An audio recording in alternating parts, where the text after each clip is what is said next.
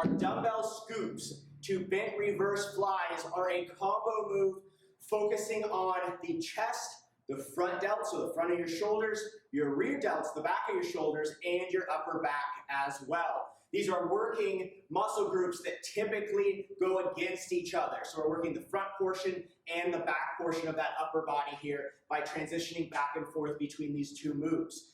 We're combining a simple dumbbell scoop and a simple bent reverse fly. So you should be comfortable with those individual moves before combining them here. If you're not comfortable with them, I highly encourage you to go watch that dumbbell scoop video and that bent reverse fly video to get the basics for these before moving into this more complex exercise.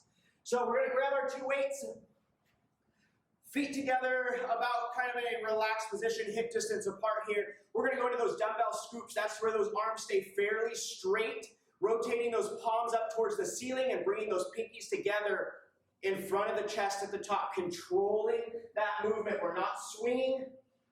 We're coming together, squeezing the chest as we bring those pinkies together right in front of that chest. That's our dumbbell scoop. Our bent reverse fly is where we're hinging on over, back nice and straight, palms facing each other, legs slightly bent.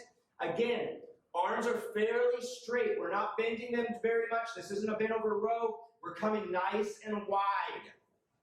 That is our bent reverse fly. Leading with the elbows, just a slight bend in the arms, squeezing the back of those shoulders and that upper back at the top.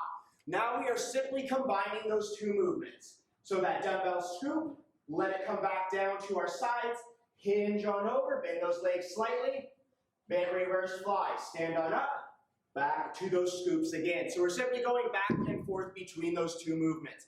Biggest mistakes made on this one, number one, swinging the weights to get them up there. Number two, bending the arms too much on those bent reverse flies, turning them into kind of like a bent over row to where we're just primarily focusing on the back.